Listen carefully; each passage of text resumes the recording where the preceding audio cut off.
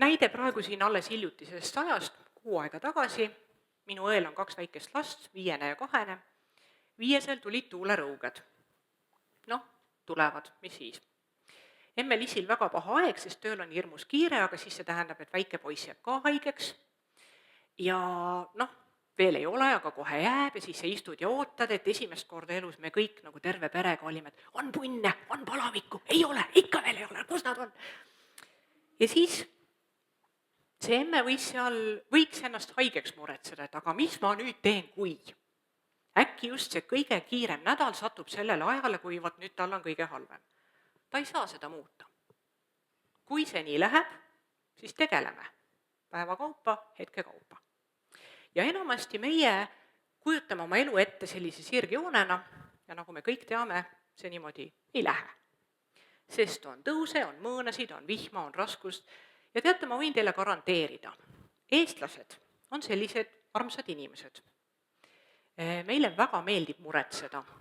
Nõukaajal, kui asju polnud saada, me muretsesime kõike. Kõigepealt muretsesime auto, siis maja, siis naise või mehe, siis lapsed, siis lasteaiakoha, siis töökoha ja lõpuks hauaplatsi. Ja siis, kui ei läinud nii, nagu tahtsime, siis järelikult ei muretsenud piisavalt.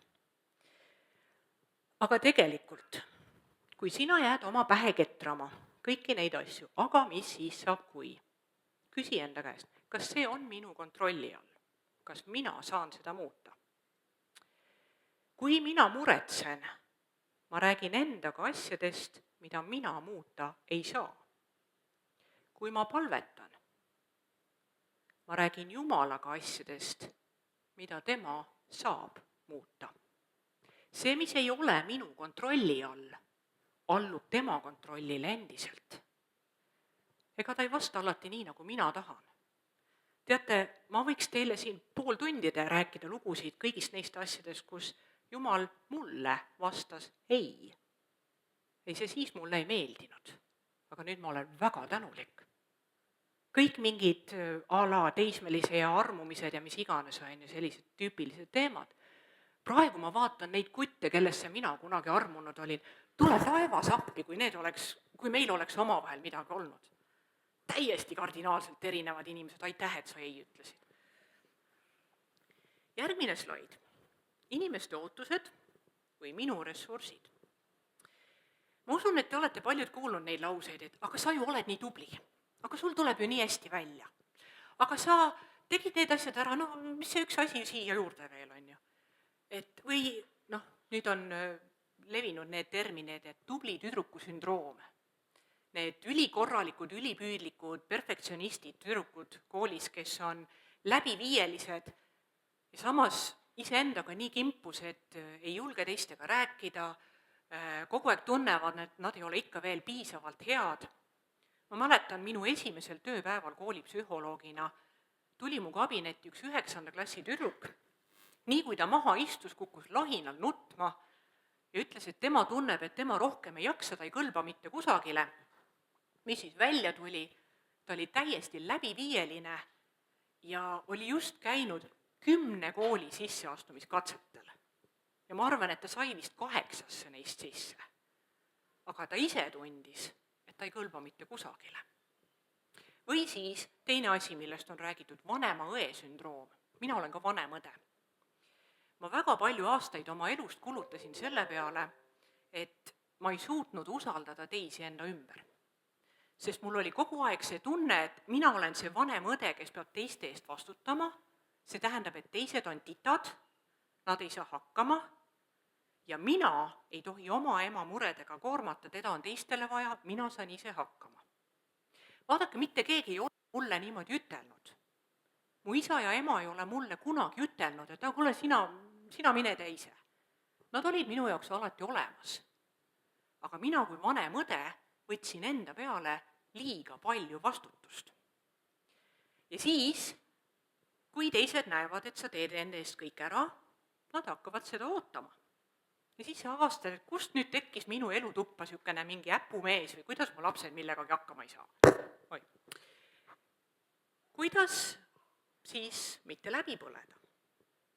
Või siis see, et tõeliselt pühendunud töötaja annab endast 110%. Olete kuulnud sellist lauset? Täielik mõttetus. Alles hiljuti ma lugesin Postimehes oli nali, inimene läheb tööintervjuule ja laual on kann ja klaasid ja ta hakkab valama omale klaasi vett ja valab nii palju, et läheb üle ääre. Tööandja siis nagu muigab seal kõrval ja küsib, et oled natuke närvis või? Tema vastab, ei, aga ma olen õppinud igal pool andma ennast 110%. See ei ole reaalselt võimalik. Vaadake, kui sinul oleks taskus või kaardil vahet ei ole 100 eurot, rohkem ei ole. Sul on 100 eurot ja see on kõik. Ja siis sina tuleksid ja kuulutaksid mulle, et sa plaanid käia 5 erinevas kohas ja igal pool kulutada 110. Mina arvaksin, et sa oled väga rumal inimene ja sina leiaksid väga kiiresti, et see ei ole võimalik. Sest sa oled ühel pool oma 100 ära kulutanud, juba öeldakse, et näe, vaata, ei piisa ressursse, lähed järgmisesse kohta, öeldakse, teie kontol ei ole piisavalt vahendeid. Ja küll, sa võtad oma krediitkaardi ja maksad sellega, oled ise hirmus õnnelik. Ja siis järgmise kuu alguses mitte ainult, et sul on ainult see 100, vaid seal maailmas me saame väga hästi aru, et see ei ole võimalik. Meil on reaalsed piirid. Kui sul on taskus 100 eurot, sa saad osta 100 euro eest. Kui sa pead käima 5 erinevas kohas, siis sa pead eelnevalt otsustama, kui palju ja mis kohas ma kulutan. Võib-olla see üks koht ei olegi oluline, aga kuskil sursid on samamoodi. Me ei saa olla 110% erinevates kohtades, sest meid kokku tervikuna on 100%, rohkem ei ole. Ei sinu aega, ega tervist, ega ressursse, ega füüsilist kohalolu pole rohkem kui see 100%. Ja selleks, et olla tasakaalus, et kontrollida oma elu, sina pead otsustama, kus ja kuidas ja mis prioriteetidega ma seda kulutan, sest rohkem ei ole. Ja siis osad võivad pettuda ja igast asju sulle ütelda, et aga kuidas sa enam ei ole nii tubli? No vot, ei ole. Tegelikult ei olnudki. Järgmine slaid on nüüd see, mille eest ma teid hoiatasin. Kas ei on sõimusõna? Ei ole. Vaadake, kui me räägime füüsilisest maailmast, meil on igal pool piirid. Kui Jumal hakkas looma maailma, esimese asjana, mida ta lõi, oli piirid. Taevas ja maa, vesi, kuiv maa. Siis kõik need loomad ja linnud ja nii edasi, teie hakkate elama õhus, teil annan tiivad. Teie hakkate elama vees, teie saate lõpused ja nii edasi. Ta määras piirid ja sellega seoses vastavad reeglid. Füüsilises elus meil on piirid igal pool. Meil on liiklusreeglid, tänu Jumalale, et on. Ma peaks iga ristmiku peal mõtlema, et kes on nüüd suurem ja tugevam ja kes ellu jääb, oleks päris raske. Meil on sildadel näiteks, kõik rekajuhid peavad väga hästi teadma oma auto pikkust, laiust, mõõte ja kaalu, sest kui silla peal on need üle 3 meetri kõrgune auto ei lähe sealt alt läbi, siis kui ta üritab, ta jääb sinna kinni. Kui silla peal on raskuse piirang, et näiteks 5 tonni, ja tema tahab oma 8 tonnise rekaga sealt üle sõita, see on ohtlik, sild võib katki minna. Meil on geograafilised piirid, meil on oma territooriumi piirid, maamärgid ja aiad ja kuidas kellelgi, eks ole, Maa-amet on välja mõõtnud.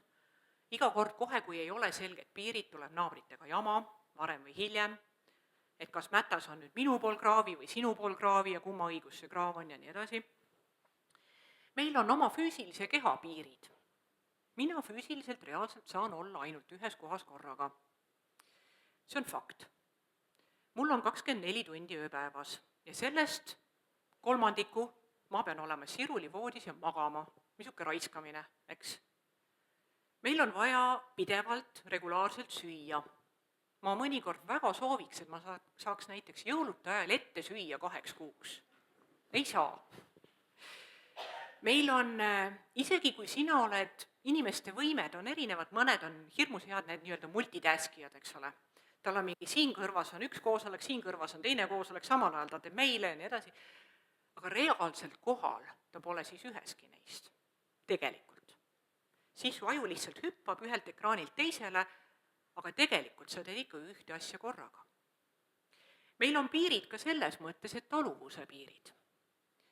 Ja füüsilises maailmas räägitakse, et alkoholi taluvus, et kes kui kiiresti purju jääb, eks ole. Aga samamoodi inimestega suheldes. Mõni tahab rohkem vaikust, mõni tahab rohkem seltskonda, mõni inimene lihtsalt ise väsitab kõik teised ära, aga ei saa sellest üldse ise aru. Või vastupidi, et kui mina olen selline, kes rohkem tahab vaikust ja siis mul on seal mingi toakaaslane, kes on niimoodi, et kell 5:30 hommikul kargus sisse, tere hommikust, minu päiksekiir, on ja sina mõtled, et tead, ma tahaks sulle nagu selle käega teha midagi muud kui tere anda, kas sa palun jääd vait. Need on ka piirid. Või siis piirid selles suhtes, et kas ma olen hommikuinimene, kas ma olen õhtuinimene, kas ma olen musikaalne või ei ole, mis annid mul on.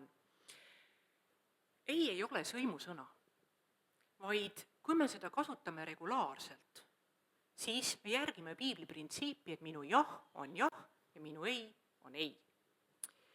Aga siis on see, et aga kas nad on siis nagu nii, et ei on igavesti ei või kuidas siis, on ju. Piirid on erinevad, on betoonseinad, mis on nii, et nii on, nii jääb ja siin me ei vaidle, punkt. Need on need, mis on sinu elus võib-olla kõige olulisemad põhiväärtused, mille nimel sina ei ole valmis tegema mitte mingisugust kompromissi. Ma ei tea, võib-olla natuke tobe näide, aga selles mõttes see kehtib siin, et mina võin täiesti kindlasti öelda, et minu jaoks betoonsein on, ma olen naine ja ma jään selleks. Täiesti kindlasti. Kõigile see ei meeldi, igale poole mind võib-olla naisena ei lasta, aga ma olen naine, ma jään naiseks. Mis sina sellest arvad, mind ei huvita. Teine asi on see, et ma olen eestlane. Ma olen sündinud Eestimaal, mul on eestlastest vanemad, ma olen eestlane. Jälle, kõigile see ei meeldi, mõnes kohas see avab uksi, mõnes kohas ei ava, aga ma olen eestlane, punkt. Aga siis on teised sellised piirid, kus on nagu nii-öelda lükandseinad. Mõnikord on, mõnikord ei ole. Et kui ma sulle eile ütlesin, et tead, ma nüüd sellel pühapäeval näiteks, ma ei tea, kohvi ei keeda kirikus, see ei tähenda, et ma nüüd igavesti kohvi ei keeda, aga see pühapäev ma ei saa. Ja siis mõned on niimoodi, et ütlevad, et ei aga sa oled ju kristlane, sa pead olema 24/7 saadaval, mis siis saab, kui minuga midagi juhtub? Siis helistad 112, mina ei ole kiirabi.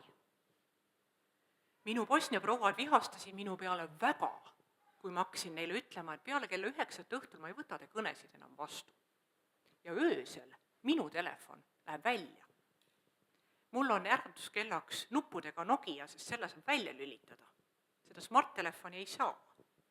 No saab panna lennurežiimile, eks. Aga minu telefon läheb välja. Ja kui sa üritad mulle helistada kell 3 öösel, sa ei saa mind kätte. Aga mis siis saab, kui? Siis helistad kiirabisse. Varem ma ei olnud nii hea piiride kehtestaja, ma pidin seda oma kogemuste peal õppima. Helistab mulle näiteks kell 8:30 õhtul, suveõhtul, ja täielik paanika. Tule ruttu kohale, mul on siin nii väga vaja. Mis juhtus? Nagu keegi hakkas, ma ei tea, sünnitama või surema või ma ei tea, kukkus jalaluu katki või mis juhtus? Ei, ma ei saa seda sulle ütelda. Ja siis mina tollal, mul siis autot ei olnud, liikusin jalgrattaga, kargasin ratta selga, põrutasin teise linna otsa. Tädil oli lihtsalt igav. Ta tahtis kohvi juua, aga mitte üksinda. Ja mina õppisin ära, et nüüd, kui sa mulle ei ütle, mis sul viga on, ma ei tule mitte kusagile. Just 2 päeva tagasi harjutasin seda oma naabrinaisega, kes tuli ja ütles, et sa pead kohe tulema minu juurde, mul on midagi rääkida vaja. Aga räägime siin. Ei saa. Aga mis mure siis on? Ei, ma ei saa ütelda. Võt siis ma ei tule. Ole ja tõsta käsi, kui sina oled autojuht. Enamus. Tõsta käsi, kui sa täna tulid oma autoga. Sina olid roolis. Enamus.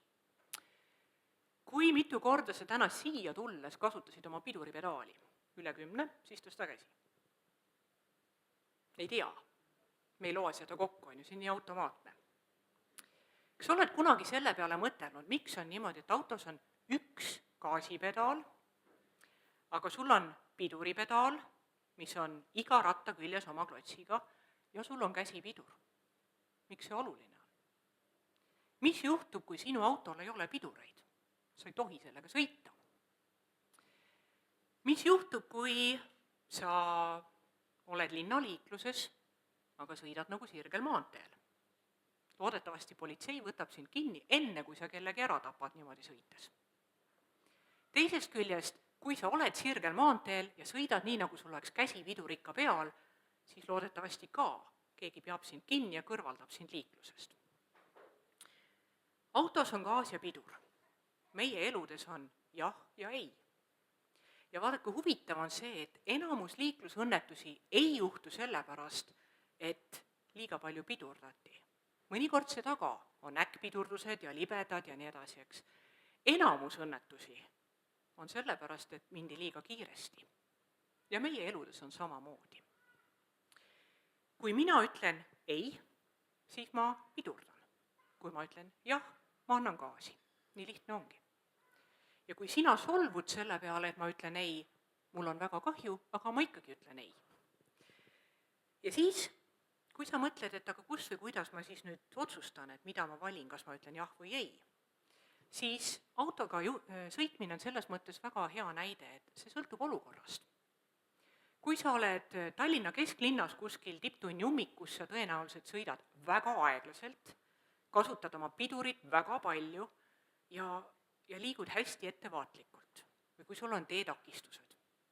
Kui sa oled sirgel maanteel, anna aga minna. Inimestega on samamoodi. On olukordi, kus on väga pingelised ja keerulised olukorrad, on olukordi, kus on lihtsalt hästi palju inimesi meie ümber, on olukordi, kus võib-olla ma ise olen katki või ma ei tea, kuidas seal reageerida. Siis sa liigud ettevaatlikumalt. Ja siis on olukordi, kus kõik läheb nagu super, siis anna gaasi, aga ikkagi vaata ja jälgi, mis ümber toimub. Siis, nii et need, kes tulevad minu töötuppa, seal me räägime lähemalt ka sellest, et mis on 10 müüti ei ütlemise kohta, miks nad kõik on müüdid. Näiteks, et kui sina ütled mulle ei, kas sa teed mulle sellega haiget? Ja ühtlasi vaatame ka seda, et mis on sellised 8 elu toimimise põhiseadust, mis samuti käivad koos selle ei ütlemisega. Et näiteks minu tegudel on tagajärg. Kui mina külvan kevadel kartulit, ma ei saa sealt lõigata peeti. Sõnadega ja käitumisega samamoodi. Järgmine slaid on siis see, et seesama. Et kui autokiirus sõltub sellest, kui palju sa gaasi annad, sinu elu autokiirus sõltub ka sellest, kui palju sina gaasi annad või kui palju sina pidurdad. Nüüd sa ütled, et tead, sina ei tea minu elust mitte midagi. Fakt on, et ei teagi. Aga me tahaks hakata süüdistama kõiki teisi. Aga vaata, näed, nemad nõuavad minult seda. Ülemus tahab seda. Lapsed ajavad mind lihtsalt hulluks. Ja siis meil on veel 2 kinnisvara laenud peal, eks ole. Sina ütled, et sõida aeglasemalt. Ma ei saa. Pidurdamist tuleb õppida. Samamoodi nagu autokoolis, sa pead õppima pidurdama nii, et teised ei sõida sulle tagant sisse. Sa pead õppima pidurdama niimoodi, et sa jääd libedal teel püsima. Ja sa pead õppima ära selle, millal kasutada käsipidurit ja millal mitte. Et kui sa üritad sõita nii, et käsipidur on veel peal ja imestad, miks auto ei liigu, siis sellepärast ei liigugi. Et kui sina mõtled, mis on sinu kontrolli all, selles, kuidas sinu elu auto liigub, siis järgmine kontrollküsimus on, et kus ja millal saad sina ütelda ei ja kuidas seda teha nii, et ei tuleks liiklusõnnetust. Järgmisel slaidil on selline tore asi nagu vaimse tervise vitamiinid. See on nüüd sellesama peaasi.ee kodulehe pealt. Me tavaliselt räägime suurtest asjadest, või läheme arsti juurde, nii, tee mind korda. Bosnialastel on uskumus, et kui nad käivad arsti juures ja saavad süsti, ükskõik millise, füsioloogilist lahust süstiti neile. Aga ma sain süsti, see on hea arst, ta aitas mind, aine. Ma küsin, et sulle nii meeldib, et sind torgitakse. Ei, no sa ei saa aru, ma olen välismaalane, aga ma sain süsti. Ja siis meil on füüsilises elus väga palju vitamiine. Talvel me võtame pool tähestikku neid ära, seal A ja B ja C ja D ja nii edasi, eks ole. Jälgime oma toitumist ja jälgime oma liikumist ja nii edasi. Vaimse tervise vitamiinid on ka 5 põhiasja, mida sina saad kontrollida. Esimene on söömine, kuidas sa sööd, mida sa sööd, kui regulaarselt sa sööd, kas sa võtad oma lõunapause nii, et kugistad oma võileiva alla nii, et see jääb 3 korda sulle kurku kinni ja siis sul läheb köhimise peale aega, aga sa ei oska aeglasemalt süüa, kas sa, ma ei tea, lapsed eriti söövad ainult mingit, ma ei tea, krõpsu ja saiakesi, on ju, mida sa sööd? Teine on uni, kuidas sa magad? Kui sa ei ole ikka väga pikka aega hästi maganud ja sa imestad, miks sa närvis oled või miks su mälu ei toimi, su keha pole saanud taastuda, ta pole saanud puhata ja kõik ülejäänu hakkab ka luksuma. Liikumine. See on nüüd see, et mine jooksma ja ma tean seda küll. Mina, kui ma olin teismeline, siis ma olin selline oluliselt vormikam kui praegu. Ja minu vennad, mul on kokku 3 venda, üritasid mulle väita, et mina peaks jooksma minema, sest muidu ma ei leia endale poissi.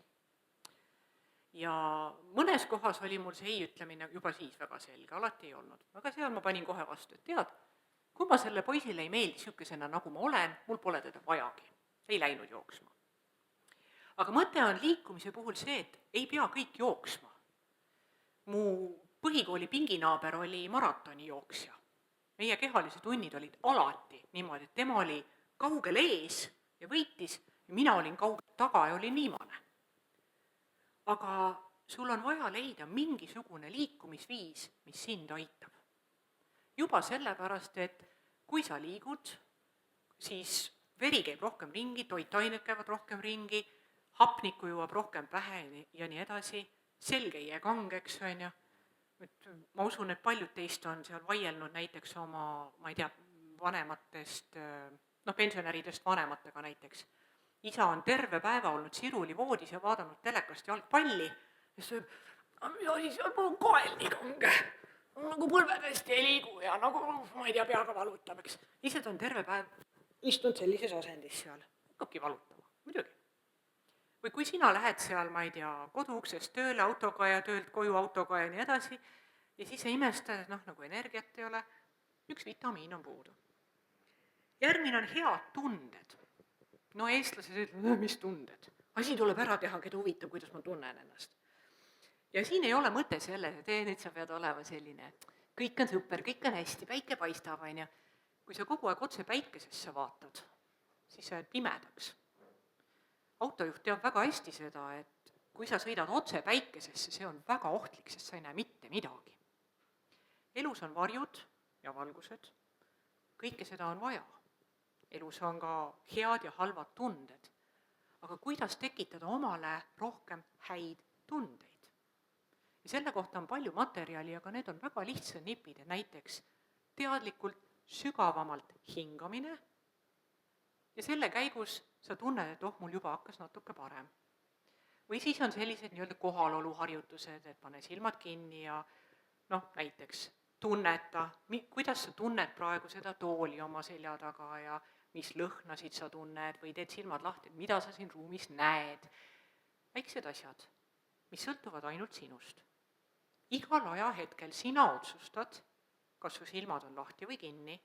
Kui sa oled autojuht, ma loodan, et sa otsustad, et on lahti. Ja sina otsustad, mida sa vaatad. Näiteks, praegu te vaatate mind, sest mina räägin. Aga kui siin oleks nüüd lihtsalt tühi tuba, sina istud siin, igaüks märkaks siin ruumis midagi erinevat. Mõni vaataks aknast välja, mõni vaataks neid loemaalinguid, mõni imetleks kroonlühtrit ja mõni vaataks oma jalanõusid ja kiruks seda, et vaata, pidin siin kruusasel teel tulema, kõik on mingit tolmu täis. Sina otsustad, mida sa vaatad ja mis reaktsioon sellele tuleb. Kui sul on vaja juurde häid tundeid, siis ära oota, et nii, millal kõik minu lähedased hakkavad tekitama mulle häid tundeid. Sest siis sa oled pettunud ja nemad ei teagi, et nad seda ootavad, et neilt seda oodatakse, vaid väikesed asjad, mida saad sina teha, et sul tekiks paremaid tundeid. Sellest me räägime seal töötoas ka, et kuidas luua nii-öelda tarkasid eesmärke. Eesti keeles meil on Smart-ID ja smartphone ja nii edasi. Smart on nutikas. Ja sellesama nagu selle akronüümiga Smart, siis me vaatame, et kuidas enda jaoks teha väikesi eesmärke, mis on nutikad ehk toimivad. Siis järgmine pilt. Järgmisel pildil on nüüd 2 meest, mõlemad on vangis, mõlemad näevad sama akent. Üks joonistab trelle, teine joonistab maastikku. Ja siin sellel pildil maastikku joonistaval mehel on veel mustad prillid, et ma ei tea, kas siin on mõeldud, et äkki ta on pime, ta ei näegi seda maastikku. Aga nad on samas ruumis, sama akna ees, aga nad joonistavad erinevaid asju. Olukord ei pruugi muutuda, aga mina saan valida igas olukorras, kuidas ma reageerin, millele ma keskendun. Ja kõik suured asjad koosnevad paljudest väikestest. Et kui sina tahad, et, ma ei tea, minu mees silmapilkselt lõpetaks, no ma ei tea, sõltuvuse jalgpallist. Tobe näide, aga ei tule paremat meelde praegu. Ja siis sa oled iga päev seal nagu turris, et jälle ta vaatab oma jalgpalli, eks ju. See nagu ei aita. Vaid mis on mingid väiksed asjad, mida mina saan muuta. Ja küll ta vaatab oma jalgpalli. Vaata matši ära. Ma võin minna küsima, et kuule, kuidas oli. Huvi tunda selle vastu. Kui ma kurdan, et tema ei tunne minu vastu huvi, kas ma tema vastu tundsin huvi. Kui mulle öeldakse asju, mis mulle ei meeldi, mis ma nendega teen. Tassin neid seljas nagu kotitäit mädanevaid kartuleid ja tunnen, et kõik mu ümber hakkab muutuma ebameeldivaks, aga pane see kott maha siis. Kui on sellised asjad, kus mina mõtlen, et teine mõtleb minust midagi, siis enamasti me oletame valesti. On selline hea keele väänamise lause, eesti keeles täitsa olemas, et mina nüüd ütlen ja nüüd te korrake järgi. Siis ma ütlen kiiremini ja siis sa jälle kordad järgi. Et ma kõigepealt ütlen, siis te kordad järgi. Ma mõtlen, et sa mõtled, et ma ei mõtlegi su peale. Mõtle pealegi, et ma ei mõtle, mõtlen ikkagi su peale. Teie kord. Ma mõtlen, et sa mõtled, et ma ei mõtlegi su peale. Mõtle pealegi, et ma ei mõtle, mõtlen ikkagi su peale. Kiiremini. Ma mõtlen, et sa mõtled, et ma ei mõtlegi su peale. Mõtle pealegi, et ma ei mõtle, mõtlen ikkagi su peale. Veel kiiremini. Ma mõtlen, et sa mõtled, et ma ei mõtlegi su peale. Mõtle pealegi, et ma ei mõtle, mõtlen ikkagi su peale. Mis selle point oli? Mina mõtlen, et sina mõtled, et mina mõtlen, et sina mõtled. Ja siis tuleb kokku üks suur segadus. Kuidas saad sina ennast aidata? Kui sa tahad teada, mida teine inimene sinust mõtleb, päriselt tahad teada, mine küsida käest. Aga siis sa võid olla üllatunud, kui ta sulle ausalt vastab, võib-olla see vastus sulle ei meeldi. Ma tean, abielu nõustamisel räägitakse, et väga julged paarid näiteks on, või soovitatakse seda tehnikat, aga öeldakse, et siis sa pead olema üsna julge. On see, et lähed oma abikaasa juurde ja ütled, et ausalt. Ütle mulle 5 asja, mis sulle minu juures meeldivad ja 5 asja, mis ei meeldi. Ma seda teist poolt pean ka küsima ka. Ja siis sõltub paarist, on ju, mõnel kumba pidi siis kohe kiiresti välja tuleb, on ju. Aga tegelikult on asi selles, et head suhted, mis olid ka üks nendest vitamiinidest, tähendavad seda, et me oleme üksteisega ausad, räägime selgelt ja lihtsalt, ei tõlgenda mingi ridade vahelt, ma ei tea, mis asja, on ju. Ja siis arvestame ka sellega, et me suhtleme teiste täiskasvanud inimestega. Kui mina ütlen, et minul on õigus seada piire ja ütelda ei, siis teisel on ka need samad õigused. Kui mina ütlen, et minul on vastutustundlik aju, siis vabandust, kui ma nüüd haiget teen kellelegi, kõigil teistel on ka sama head ajud või paremad kui sul. Mulle ükskord nii öeldi ja siis tollel hetkel oli valus, pärast oli väga vabastav. Ja siis siin nüüd lõpus on siis see, et kus siin kõiges on siis Jumal. Me räägime vaimsest tervisest, räägime tasakaalust, saad sa järgmise slaidi panna. Et Jumal on siinsamas sinu kõrval, aga ta ei tee sinu eest seda tööd ära. Samamoodi nagu väikese lapse emme laseb lapsel teha ka üksinda, aga ta on valmis aitama, kui laps on selleks nõus. Ja siis väga sageli, mida meie teeme kristlastena, on see, et me lähme Jumala ette niimoodi, paneme oma nii-öelda pühapäeva ülikonna selga, viisaka näo ette, ütleme, tere Jumal, mul on tegelikult kõik hästi, kuidas sul seal läheb, jaa, ma pean sind kiitma ka ja tänama ka ja niimoodi ja ühesõnaga, räägime läbi maski.